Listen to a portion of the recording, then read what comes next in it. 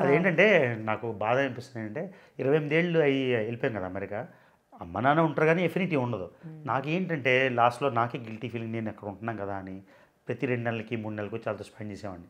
So నేను కాలేజ్‌లో ఉన్నప్పుడు కూడా అంత టైం స్పెండ్ చేయలే. సో లాస్ట్ నేను ఒక 1 వీక్ ముందు వెళ్ళాను. వెళ్ళినప్పుడు చెప్పాను చాలా సార్లు వచ్చేసాను ఈసారి నాన్న టేక్ కేర్ 6 నెలలు మళ్ళీ రానని. ఆయన 1 వీక్‌కే మళ్ళీ రావాల్సొచ్చింది. సో కొన్ని unexpected but he lived a good life. ఆయన 80+ చనిపోయినప్పుడు. చూడడానికి 60లా ఉంటారు కానీ okay. So you can't expect everybody 200 ఏళ్ళు ఉండాలని అన్నాం కదా. So part of life move on. ఇప్పుడు నాన్నగారు అంటే మీ పాప, సో ఏమంటారు, గాడ్స్ గిఫ్ట్ మీకు. గాడ్స్ గిఫ్ట్ ఏం లేదు. యాక్చువల్లీ నా నా కూతురు గురించి కొంచెం నెగిటివ్ చెప్పాలి ఇప్పుడు. ఎందుకు? ఎలా అంటే అమెరికాలో పుట్టి పెరిగింది కదా, మనకున్న ప్రేమ ఆప్యాయాలు వాళ్ళకు ఉండవు. నిజంగా అదైతే చెప్తున్నా, నా కూతురు గురించి చెప్తున్నా. ఇప్పుడు నేను మా అమ్మ నాన్న గురించి ఎంత పరితపిస్తాను అంటే ఇంత వయసులో కూడా అమ్మ అమ్మ నాన్న అని. అలా అయితే నేను వెళ్ళిపోతాను. ఒక 1 వీక్ ఫోన్ చేయదు.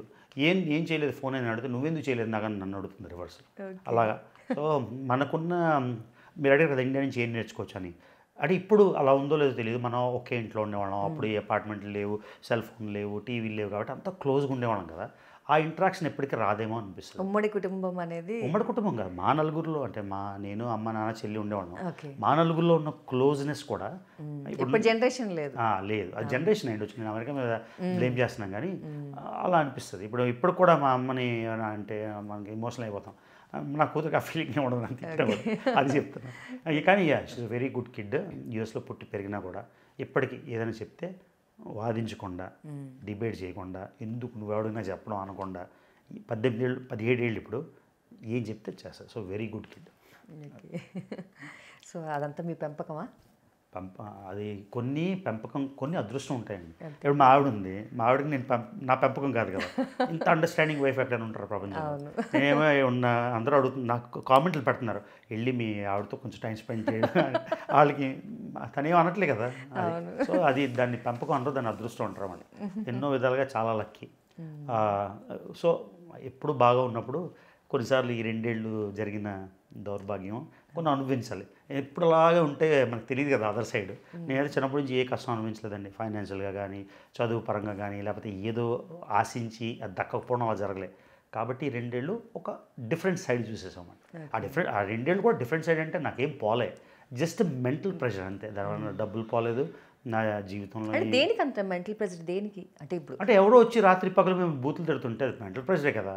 మనం అనుకుంటాం మన చెవులు మూసుకుందాం అని, కానీ అనిపిస్తాయి కదా అంతే. కానీ జనాలు ఏమంటారంటే నన్ను బూతులు తిట్టేస్తే నేను ఏదో తక్కువైపోతా వాళ్ళు ఎక్కువైపోతా అనుకున్నారు.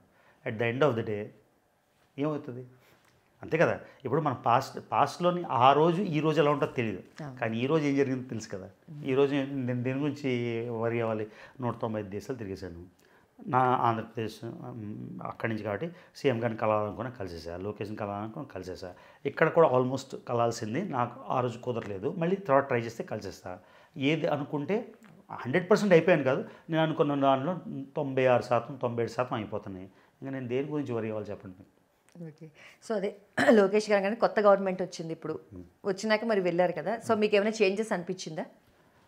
అంటే విశాఖపట్నం పరంగా అంటే ఓవరాల్గా చేంజెస్ అనిపించాయంటే నేను ప్రతి 2 నెలలకి 3 నెలలకు వస్తున్నాను కదండి. అంత డ్రాస్టిక్గా ఇమీడియట్గా ఎలా అంటే ఇప్పుడు ఫర్ ఎగ్జాంపుల్ నేనేమైనా బెనిఫిషియరీ అనుకోండి, నాకేమైనా స్కీమ్లు వచ్చాయి అనుకోండి, అప్పుడు స్కీమ్లు వచ్చి ఇప్పుడు స్కీమ్లు రాదని చెప్పాలి. కంపారబిలిటీ ఉంటుంది. సో నాకు నా పరంగా అయితే నాకైతే ఏమీ చేంజ్ కనబడలేదు. అంటే అన్న క్యాంటీన్ గురించి మీరు బ్లాగ్ చేశారు కదా, అది ఎట్లా అనిపించింది? అలాంటివి అనుభూతి చాలా బ్రహ్మాండంగా అనిపించిందండి. ఇప్పుడు పివిఎన్ మాధవ్ అని ఆయన బీజేపీ వైస్ ప్రెసిడెంట్, ఆయన నేను క్లాస్మేట్. సో ఆయనతో కలిసి వెళ్తే అన్న క్యాంటీన్ ఓపెన్ చేసినప్పుడు సరే చూద్దాం అలా ఉంటుందని. అది ఇప్పుడు స్టాండర్డ్ అలా ఉందో తెలియదు కానీ నేను వెళ్ళిన రోజు ఓపెన్ అయింది వైజాగ్లో, మన ఎంవీపీలోనే ఓపెన్ అయింది.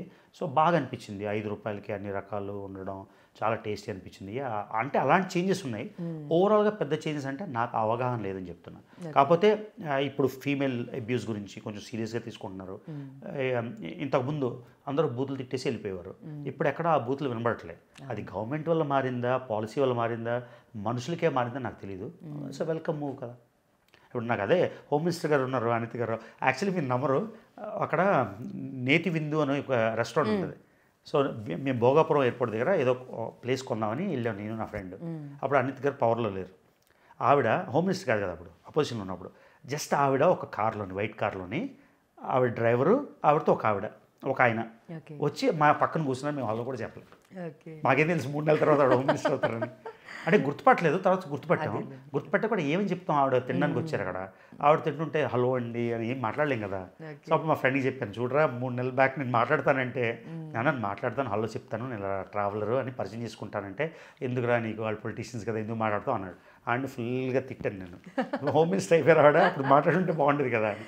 ఓకే సో అలాగా అంత దగ్గర నుంచి చూసి చూడండి, ఆవిడ ఆ సింగిల్ కార్లో వచ్చి సింగిల్గా ఉండేవారు. ఇప్పుడు ఆవిడ కలవాలంటే ఎంత కాన్వాయ్ ఉంటుంది. సో అలాగా రోజులు మారిపోతాయండి. ఇవాళ మనం చాలా పైన ఉన్నాం కాబట్టి రేపు కూడా పైన ఉంటాం అనుకోవడం అవివేకం. లేకపోతే మనం చాలా కింద ఉన్నాం కాబట్టి రేపు కూడా పైకి వెళ్ళాం అనుకోవడం కూడా అవివేకం. ఈ ఎగ్జాంపుల్ చెప్తాను. 3 నెలల బ్యాక్ ఆవిడ చూసాం, ఒకే కార్లో ఎవరు లేరు చుట్టుపక్కల. ఇప్పుడు ఆవిడ చుట్టూ 1,00,000 మంది ఉంటారు వెళ్ళి. సో అబౌట్ పవన్ కళ్యాణ్ గారు, సో ఎలా అనిపించింది ఆ రిజల్ట్, దట్ మూమెంట్? అంటే యాజ్ చిరంజీవి ఫ్యాన్గా కొంచెం ఉంటుంది కదా. ఇదే చెప్తాను కదా, నేను చిరంజీవి గారు ఫ్యాన్ కాబట్టి వాళ్ళ ఇంట్లో అందరికీ ఫ్యాన్ అంటే అందరు గుడ్ అభిప్రాయం ఉంటుంది. సో పవన్ కళ్యాణ్ గారి గురించి యాక్చువల్లీ నేను పాలిటిక్స్లోని ఇన్వాల్వ్ అయితేనండి, ఇటువైపు చెప్తే అటు ప్రాబ్లం, అటువైపు వస్తే ఎప్పుడు మీరు కన్సెన్సివ్గా చేయకూడదు, చేయలేరు. సో లాస్ట్ టైం నేను ఎవరిని క్యాన్వాస్ చేయలేదు, ఏం చేయలేదు. కానీ నేను అందరికీ ఏం చెప్పానంటే, నా ఛానల్లో చెప్పాను ప్రూఫ్, పవన్ కళ్యాణ్ గారికి మాత్రం ఓటు వేయాలని. ఎందుకు ఓటు వేయాలని చెప్పానంటే, మనం జగన్ గారిని చూసేసాం, చంద్రబాబు నాయుడు గారిని చూసేసాం, బీజేపీని చూసేసాం సెంటర్లో. ఈయన ట్రై చేయలే కదా. ఎవరికైనా ఛాన్స్ ఇస్తేనే కదా ఆయన చేయగలరా లేదా అని తెలుస్తుంది. ఆయన లాస్ట్ టైం 2 సీట్లు ఓడిపోయారు. సో ఓడిపోయినప్పుడు ఎలా అసెస్ చేస్తాం ఒక మనిషిని? ఇప్పుడు పవర్ వచ్చింది, జనాలకు ఒక 2-3 ఏళ్ళు అయ్యాక ఈయన మాట్లాడతారా, స్పీచ్లు ఇస్తారా, పని చేస్తారా అని అవగాహన వస్తుంది. సో నేను కూడా నా ఒపీనియన్ కూడా పాలసీ పరంగా సపోర్ట్ చేయకపోయినా ఒక ఛాన్స్ అంటూ ఇవ్వాలి. మరి జగన్ గారికి అందుకే ఛాన్స్ ఇచ్చారు. అలాగే పవన్ కళ్యాణ్ గారు కూడా గెలిపించారు కదా. అందుకని పిఠాపురంలో నేను ఏ పొలిటికల్ సైడ్ తీసుకోకపోయినా పవన్ కళ్యాణ్ గారిని డెఫినెట్గా ఎలక్ట్ చేయాలి, ఓటు వేయాలని నా ఛానల్ చూసి ఆయన గెలిచారు నేను అనట్లేదు. నా వల్ల ఒక్క ఓటు వచ్చినా వచ్చినట్టే కదా. సో అంత పెద్ద ఇన్ఫ్లుయెన్సర్గా లైవ్లో వ్యూస్ అన్ని 1,00,000 మంది, 3,00,000 మంది, 2,00,000 మంది చూశారు. సో నేనైతే పవన్ కళ్యాణ్ గారు గెలాలి అని అనుకున్నా. కాకపోతే ఇప్పుడు ఆయన సరిగ్గా చేస్తున్నారు లేదని నాకు నిజంగా తెలియదు, ఎందుకంటే అంత అవగాహన లేదు. కాకపోతే నా ఫ్రెండ్ ఉన్నాడు లక్ష్మణ్ అని, ఆయన పంచాయతీరాజ్కి ఇప్పుడు చీఫ్ ఎగ్జిక్యూటివ్ ఆఫీసర్, CEO. ఆయన పవన్ కళ్యాణ్ గారి పంచాయతీరాజ్లోనే పనిచేస్తారు. ఆయన కాకినాడ వెళ్ళిపోయాడు మనం. సో ఇప్పుడు నేను కాకినాడ వెళ్ళి ఆయనతో మీకు ఉందామని, ఆయన గ్రూప్ 1 ఆఫీసర్ అనమాట. సో క్లోజ్గా అడగొచ్చు, కాకపోతే నిజంగా ఆనెస్ట్గా తెలియదు. బట్ ఐఎమ్ వెరీ హ్యాపీ ఆయనకి ఛాన్స్ వచ్చింది. ఛాన్స్ వస్తేనే కదా తెలుస్తుంది నేను చేయగలరా లేదా అని. సో ఆయన మిమ్మల్ని ఎలా ట్రోల్ చేస్తున్నారో ఆయనకి అంతకన్నా ట్రోలింగ్ జరుగుతుంది. నేను యాక్చువల్లీ మీరు నంబర్ ఇదే నేను చెప్దాం అనుకున్నా. మన ట్రోలింగ్ చూసి మనం బాధపడాలా? ప్రధానమంత్రి మోదీ 3వసారి, ఆయన కాలి గోటి కూడా మన పనికిరం. ఆయనకే ట్రోలింగ్ అవుతుంది. చంద్రబాబు నాయుడు గారికి ఎంత ట్రోలింగ్ అయింది, సీఎం జగన్ అంటే ఎక్స్-సీఎం జగన్ గారికి ఎంత ట్రోలింగ్ అయింది, పవన్ కళ్యాణ్ గారికి అయిన ట్రోలింగ్లో మనదంతా అంత పెద్దోళ్ళే ట్రోలింగ్ చేసినప్పుడు ఇవన్నీ తర్వాత అంటే ఫస్ట్లోని మనకు నొప్పి వచ్చింది కదా అని, మీకు తలనొప్పి ఉంది కదా నాకు తలనొప్పి ఓకే అని ఉండదు కదా. ఇవన్నీ రాను వస్తాయి, వాళ్ళకే తప్పలేదు మనదంతా. కానీ నేను చాలా సంతోషం ఏంటంటే ఇప్పుడు కంట్రోల్ అయిపోయింది కదా. ఎందుకు అయిందో నాకు తెలియదు, కానీ ఎవరైనా వచ్చేసి అమ్మల గురించి పిల్లల గురించి బూతులు తిట్టగలరా? ఇప్పుడు ఇక్కడ ఉండి ఎక్కడెక్కడో దేశాల్లో ఉండి రాకుండా ఎస్కేప్ అయ్యి తిరగడం అది వేరే, ఇక్కడికి వచ్చి తిట్టలేరు కదా.